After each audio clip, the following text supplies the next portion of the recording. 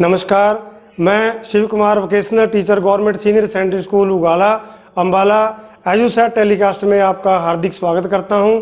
आज मैं 9th class में सिक्योरिटी सब्जेक्ट की लेसन 1 के बारे में इस लेक्चर के दौरान आपको बताऊंगा और यह लेक्चर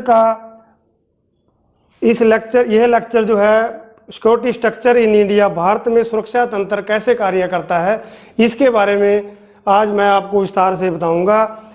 भारत में सुरक्षा तंत्र को मुख्य रूप से 2 भागों में बांटा गया है। सबसे पहला है पब्लिक सिक्योरिटी, जो कि सार्वजनिक रूप से सुरक्षा करती है हमारे देश के नागरिकों की, और दूसरा है इसमें प्राइवेट सिक्योरिटी, निजी सुरक्षा। जैसा कि आप चित्र में देख रहे हो कि ये चित्र जो है ये पब्लिक सिक्योरिटी का है। इसमें सेनाएं, राज्य पुलिस बल किस प्रकार से देश के नागरिकों की रक्षा करती हैं, और ये प्राइवेट सिक्योरिटी गार्ड हैं जो कि किसी संस्था में किस प्रकार से कार्य करते हैं।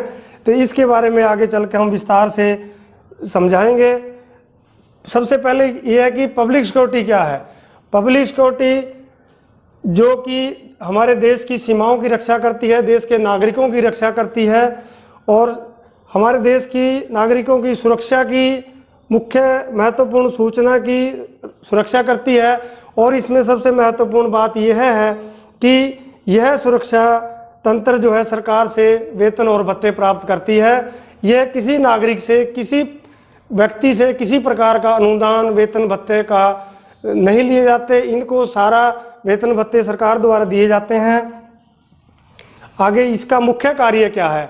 सबसे पहला यह है कि पब्लिक सिक्योरिटी का मुख्य उद्देश्य क्या है। इसमें जैसे हमारे देश में 3 सेनाओं को 3 भागों में बांटा गया है।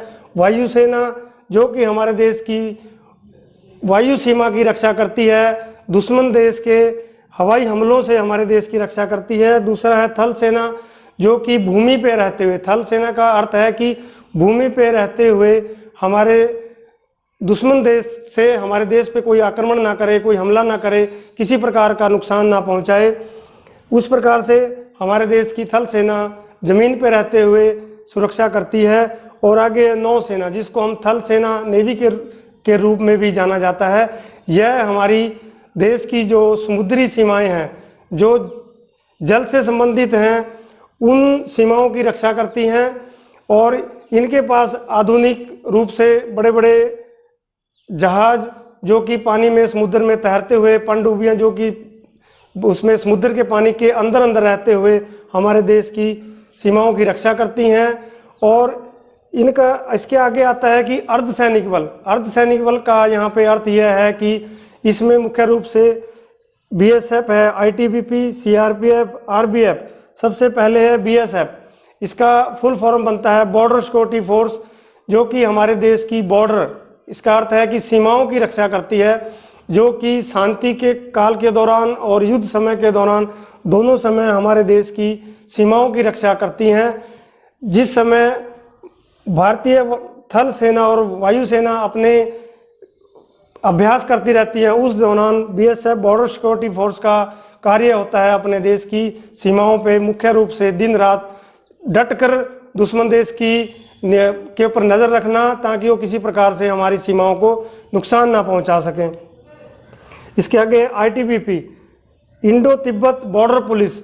जो इलाका हमारा चाइना से, तिब्बत से मिलता है, हमारे देश की सीमाएं जो चाइना से मिलती हैं, वहाँ के लिए विशेष रूप से एक आईटीबीपी के रूप में एक सेना तैयार की गई है, जिसका मुख्य उद्देश्य उस इलाके की रक्षा करना होता है जो इलाका हमारा बर्मा से, तिब्बत से और चाइना से मिलता है।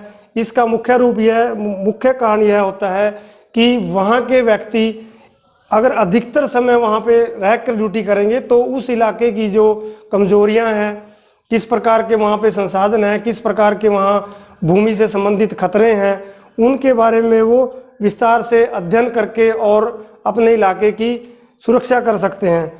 उसके आगे आता है CRPF, central reserve police force. हालांकि इसके नाम के आगे पुलिस फोर्स आता है। यह हमारे देश में आंतरिक रूप से किसी प्रकार के झगड़े, आंतरिक रूप से किसी प्रकार के विद्रोह को शांत करने के लिए उपयोग में लाई जाती है। जिस स्थान पे, जिस इलाके में या जिस राज्य में वहाँ की स्थानीय पुलिस, वहाँ की राज्य पुलिस बल सुरक्षा, नागरिकों की सुरक्षा करने में असमर्थ रहती है, वहाँ पे केंद्र सरकार द्वारा मदद के रूप में सीआरपीएफ को भेजा जाता है, ताकि वो उस इलाके में विद्रोह को या किसी तरह का कोई उपद्रव हुआ है उसको शांत कर सकें। कई बार आपने इनको अपने तकरीबन लगभग सभी राज्यों में देखा होगा कि जब हमारे राज्य में किसी प्रकार के इलेक्शन होते हैं तो हमारी स्थानीय पुलिस, हमारे राज्य की पुलिस असमर्थ होती है या उतनी अधिक संख्या में नहीं होती कि वो हर इलेक्शन बूथ पे जाके रक्षा कर सके, शांतिपूर्ण मतदान करवा सके। उस समय राज्य सरकार द्वारा केंद्र सरकार से अनुमति लेकर कुछ टुकड़ियों के रूप में सीआरपीएफ को टुकड़ियों के रूप में बांटा जाता है। टुकड़ियों के रूप में एक सहायता के तौर पे मांगा जाता है कि जिसके कारण हमारे राज्य में मतदान है, कोई अन्य इस तरह का कोई प्रोग्राम है, वो शांतिपूर्ण हो सके। कई बार अधिकतर आपने देखा होगा किसी प्रकार की प्राकृतिक आपदा अगर किसी राज्य में किसी स्थान पे आती है तब भी सीआरपीएफ के जवान मदद करते हैं, लोगों को पानी से, बाढ़ से, भूकंप के दौरान निकालने में योगदान करते हैं। अगर यह व्यवस्था सीआरपीएफ के द्वारा नहीं संभव हो पाती तब जाके वायुसेना या थल सेना की जरूरत समझी जाती है और वहाँ पे उनकी मदद मांगी जाती है। उसके आगे है आरपीएफ, रेलवे प्रोटेक्शन फोर्स। जब कभी हम सभी, आप सभी रेल के द्वारा यात्रा करते हैं, उनमें आप लोगों ने देखा होगा कुछ हथियारबंद सैनिक हमारी ट्रेन के अंदर घूमते हुए नजर आते हैं। वो संदिग्ध व्यक्तियों पर नजर रखते हैं। कोई इस प्रकार संदिग्ध अगर कोई बैग या कोई सामान अगर नजर आता है तो उसके बारे में वो पूछताछ करते हैं। रेलवे की संपत्ति को कोई नुकसान ना पहुंचाए, उसके अलावा रेलवे स्टेशन पे जो भी संपत्ति है, रेल की पटरियां हैं, आसपास के इलाके जो भी रेलवे से संबंधित है, उन सब की रक्षा करने के लिए एक अलग से विशेष रूप से रेलवे प्रोटेक्शन फोर्स भारत में बनाया गया है। इनको आमतौर पे किसी और सेवा के लिए, किसी सुरक्षा के लिए उपयोग में नहीं लाया जाता। ये सिर्फ हमारी रेलवे संपत्ति की रक्षा के लिए ही इनको उपयोग में लाया जाता है, ताकि एक बड़ा मुख्य ढांचा जो कि एक यातायात का बहुत महत्वपूर्ण साधन है भारत में, उसकी रक्षा हो सके और रेल में यात्रा करने वाले यात्रियों की जान माल की, संपत्ति की सुरक्षा हो सके, उनको किसी प्रकार निडर हो के वो एक स्थान से दूसरे स्थान पर यात्रा कर सके। इसी प्रकार से इन अलग अलग सेनाओं को अलग अलग रूप में तैयार किया गया है। आमतौर पे इसमें देखा ये जाता है कि जब भी हम किसी सैनिक को देखते हैं उसकी मिलती जुलती वर्दी देख के हम समझ जाते हैं कि वो एक फौजी है, वो एक आर्मी पर्सन है। हम में से अधिकतर लोगों को यह नहीं पता होता कि वो सेना के, आर्मी के किस संस्था से जुड़ा हुआ है। किस संस्था से का अर्थ है कि वो वायुसेना का कर्मचारी है, थल सेना का है, नौसेना का है, अर्धसैनिक बल यानी कि बीएसएफ, आईटीबीपी, सीआरपीएफ का है। तो जब हम इनका विस्तार पूर्वक वर्णन करते हैं, हर सेना के बारे में जानते हैं, तब हमें पता चलता है।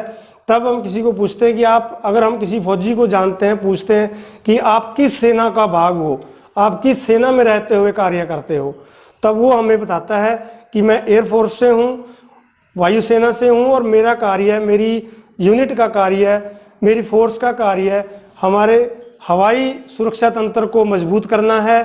देश के, दुश्मन देश से जब भी कोई जहाज हमारे देश की तरफ मुंह करके उड़ान भरता है, हमें तभी से, हमारे पास ऐसे आधुनिक उपकरण लगे हुए हैं कि तभी से हमें पता चलता है कि इस देश का जहाज जो है हमारी तरफ बड़ी तीव्र गति से और एक लड़ाकू विमान आ रहा है। तो उस सेना का कार्य बनता है कि उसको रोकें, अपने जो लड़ाकू विमान हैं उनको तैयार करें और उस दिशा में उनको उड़ान भरने के लिए प्रेरित करें, आदेश करें।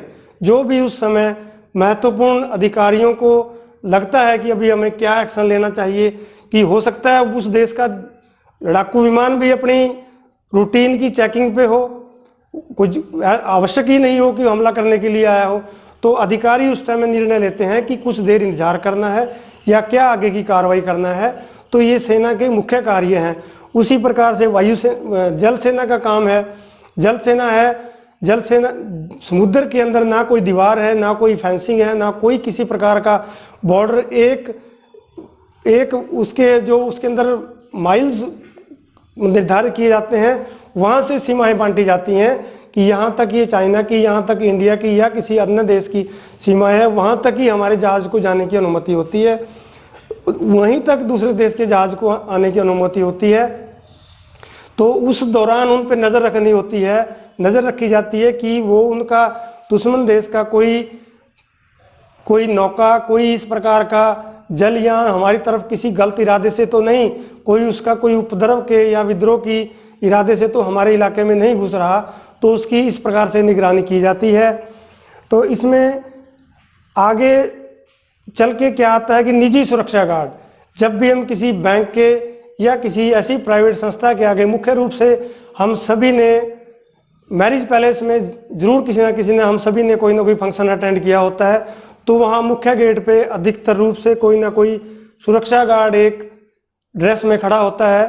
तो वो उसका क्या कार्य है, अब मैं इस लेक्चर के दौरान आगे आपको समझाऊंगा उस प्राइवेट सिक्योरिटी गार्ड का क्या कार्य है, क्यों उसकी आवश्यकता पड़ी। तो उसका सबसे पहला मुख्य कारण है कि देश की सीमा और राज्य पुलिस के ऊपर बड़ा भारी दबाव रहता है। किस बात का दबाव रहता है? आंतरिक विद्रोह का, सेना के ऊपर विदेशी हमले का। तो इस भारी दबाव के कारण हमारे देश की सेना और हमारे राज्य की पुलिस बल किसी प्रकार से हर एक नागरिक की रक्षा नहीं कर सकती, हर एक नागरिक की संपत्ति की रक्षा नहीं कर सकती, हर एक नागरिक के घर के आगे, फैक्ट्री के आगे हमारी सेना या राज्य पुलिस बल ड्यूटी तैनात नहीं कर सकती। हालांकि संपत्ति की सुरक्षा का अधिकार सभी को है, और इसलिए जरूरत किस चीज़ की पड़ी?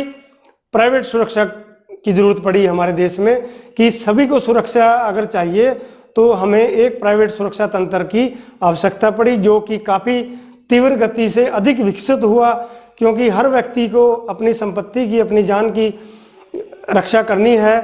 तो इसमें आगे क्या है कि निजी संगठन है, जैसे मैंने आपको एक कॉमन उदाहरण जो कि जिससे हम सभी परिचित होते हैं, हमारे इलाके में हो सकता है कोई इंडस्ट्री, कोई फैक्ट्री एरिया, कोई बहुत बड़ा आईटी का, इंफॉर्मेशन टेक्नोलॉजी का हब ना हो, लेकिन मैरिज पैलेस हर गांव इलाके में होते हैं। 1 करोड़ रुपए की लागत से एक व्यक्ति ने, एक मालिक ने या कुछ लोगों के समूह ने एक मैरिज पैलेस अगर तैयार किया है तो उसको वो भगवान भरोसे नहीं छोड़ सकता। उस मालिक को आवश्यकता है उस बिल्डिंग की, उस भवन की 24 घंटे सुरक्षा की, कोई अपराधी तत्व तोड़फोड़ ना कर दे, कोई चोर कोई सामान की चोरी ना कर ले। इन सारी आवश्यकताओं को जानते हुए उसने एक सुरक्षा गार्ड को नियुक्त करता है। उसमें सुरक्षा गार्ड को कि वो उसकी संपत्ति की सुरक्षा करे, दिन रात देखभाल करे, असामाजिक तत्वों से उसकी रक्षा करे। तो इसमें सुरक्षा गार्ड हथियार के और बिना हथियार के हो सकते हैं। यह निर्भर करता है उस इलाके में किस प्रकार के खतरे हैं।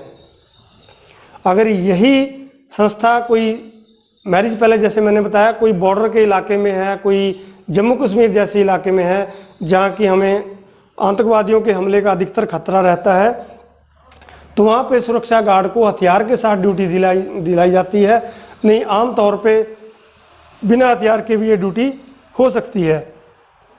एक निजी सुरक्षा गार्ड अपनी काबिलियत, अपने हार्डवर्क से, अपनी सकारात्मक सोच से, सकारात्मक सोच का यहाँ पे अर्थ है कि जब वही सच्चे मन से, मेहनत से, लगन से किसी संस्था की रक्षा करता है तो वो उसकी अवश्य की रक्षा कर पाएगा और उसकी रक्षा करेगा वो। तो और इसमें सबसे मुख्य रूप से जो महत्वपूर्ण बच्चों के लिए क्लास में क्वेश्चन अक्सर एग्जाम में पूछा जाता है वो होता है कि इस पब्लिक सिक्योरिटी और प्राइवेट सिक्योरिटी के बीच में अंतर क्या है। समझाने को समझाया गया, पढ़ने को पढ़ लिया गया, लेकिन मूलभूत अंतर, बेसिक अंतर क्या है जिनके अंदर हम इसका अंतर समझ सकें। तो सबसे पहला अंतर है पब्लिक सिक्योरिटी, सरकार से पैसे लेकर जनता की सुरक्षा करना। सरकार से पैसे लेकर, क्योंकि हर किसी को रोजी रोटी का अधिकार है, हर किसी को पैसे की ज़रूरत है कि देश की सेना और राज्य पुलिस बल सरकार से पैसा लेकर, सरकार से वेतन भत्ते लेकर जनता की सुरक्षा करती है। और वहीं पे प्राइवेट सिक्योरिटी क्या करती है? ग्राहक से पैसे लेकर उसको सुरक्षा प्रदान करती है।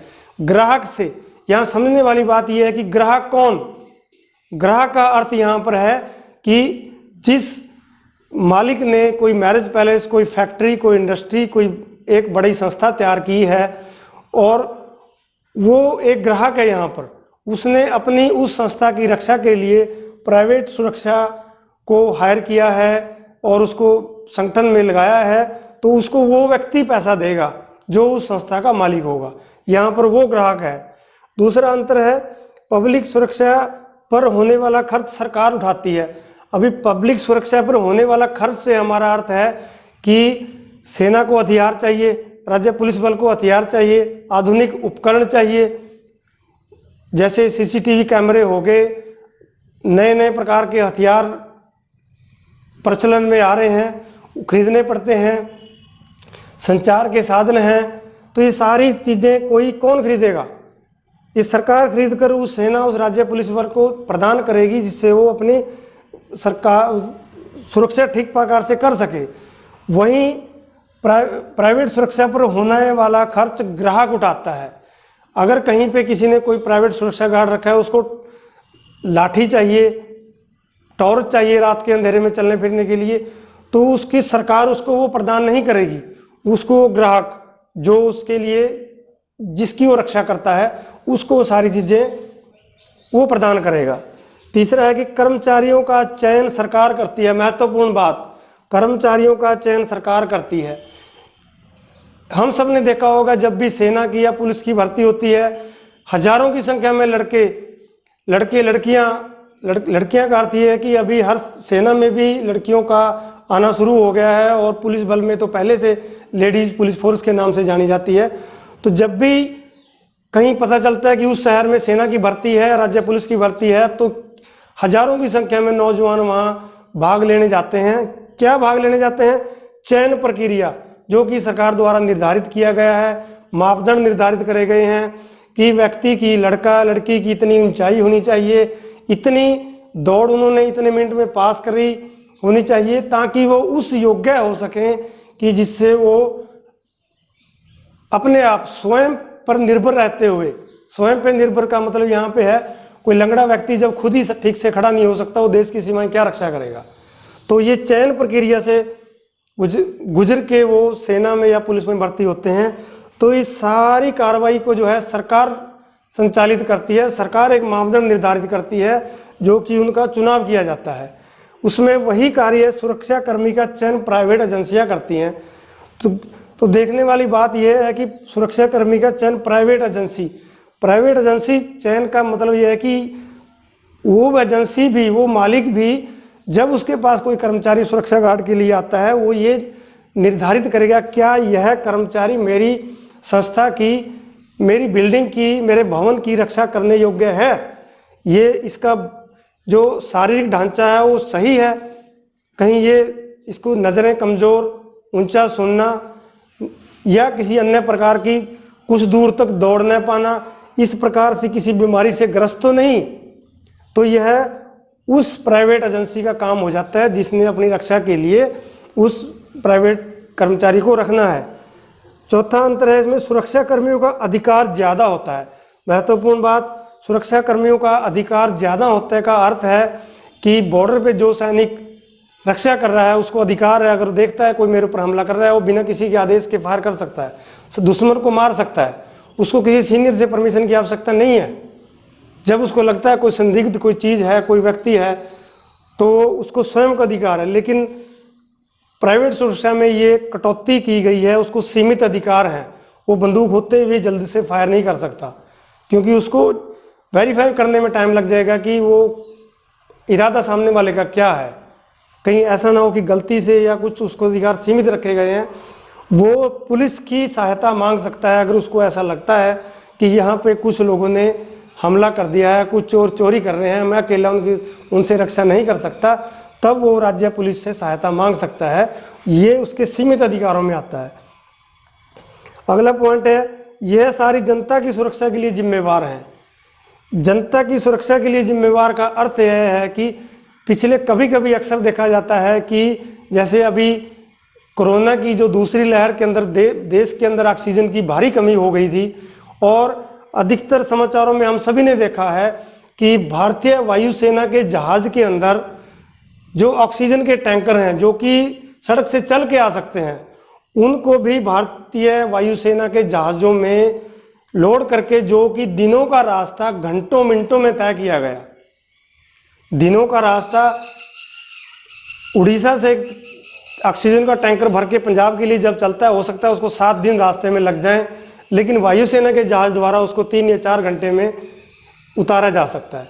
मुख्य उद्देश्य क्या है? जनता की सुरक्षा, ताकि समय पे हॉस्पिटल को ऑक्सीजन पहुंच सके और देश के नागरिकों की जान, अधिक से अधिक संख्या में जान बचाई जा सके।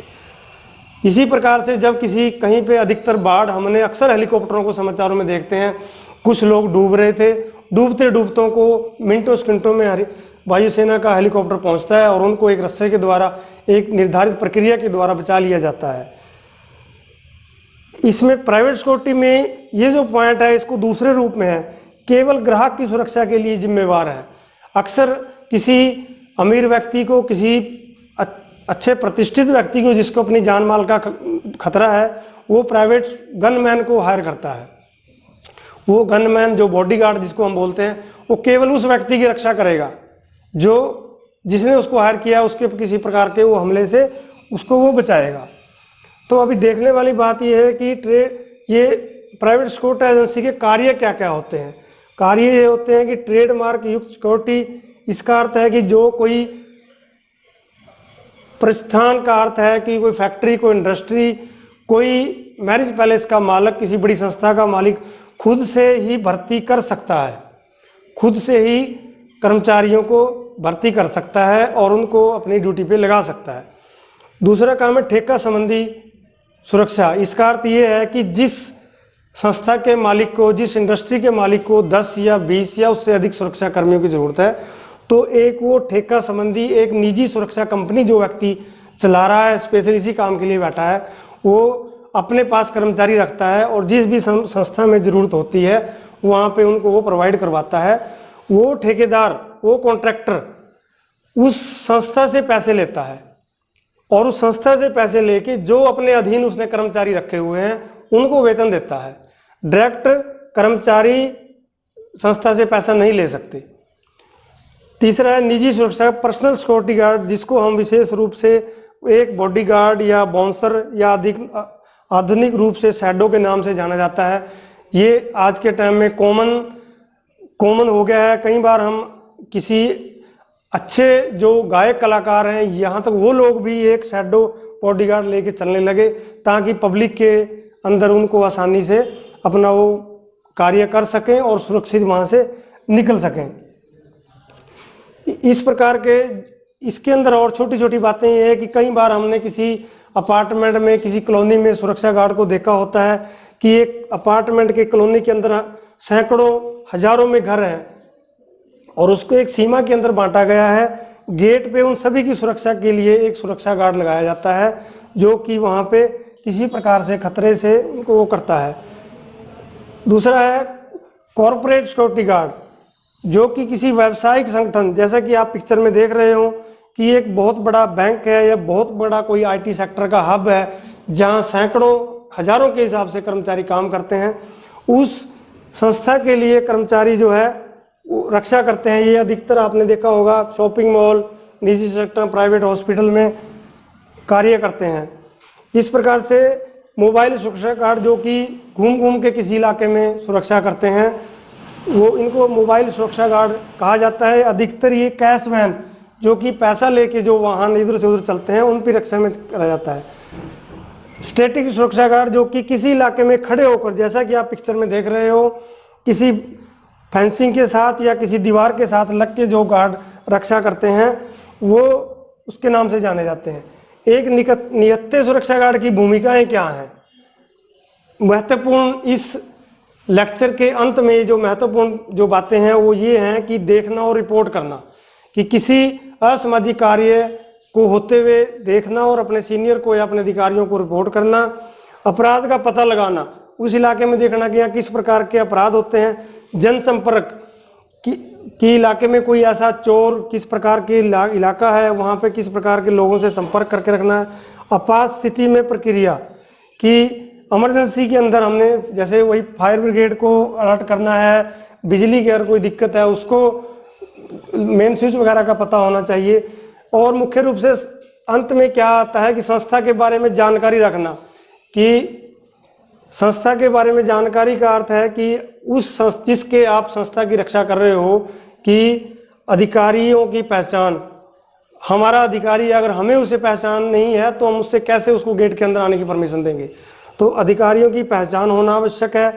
कर्मचारियों की संख्या और कर्मचारियों की पहचान, कि उस संस्था में लगभग 100-200 या कितने कर्मचारी काम करते हैं, और संस्था का इलाका कैसा है, कोई जंगली इलाका तो नहीं, कोई टूटा फूटा खुला इलाका तो नहीं, उसके बारे में एक सुरक्षाकर्मी की कर्तव्य बनता है कि संस्था की ठीक प्रकार से जानकारी रखना।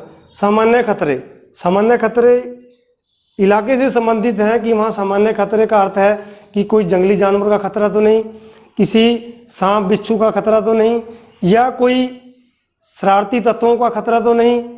जैसे फिर वही बात दोहरानी पड़ रही है कि जम्मू कश्मीर जैसे जहाँ आमतौर पर उग्रवादी हमले एक आम घटना के रूप में जाना जाता है, कि वहाँ के खतरे तो नहीं।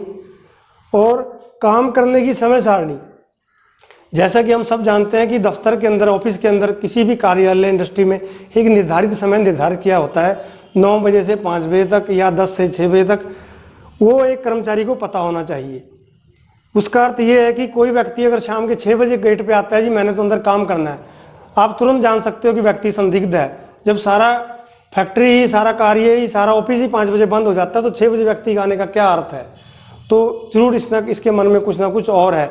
हाँ ठीक है, कारण हो सकता है, आप जानिए, उससे पूछिए, अपने अधिकारी को सूचित कीजिए कि यह व्यक्ति अभी इस समय शाम के 6 बजे, जो कि ऑफ पीरियड में माना जाता है, अंदर आने की परमिशन चाहता है। यह एक सुरक्षाकर्मी का कर्तव्य बनता है उस समय उस व्यक्ति को अंदर आने की अनुमति दे या ना दे।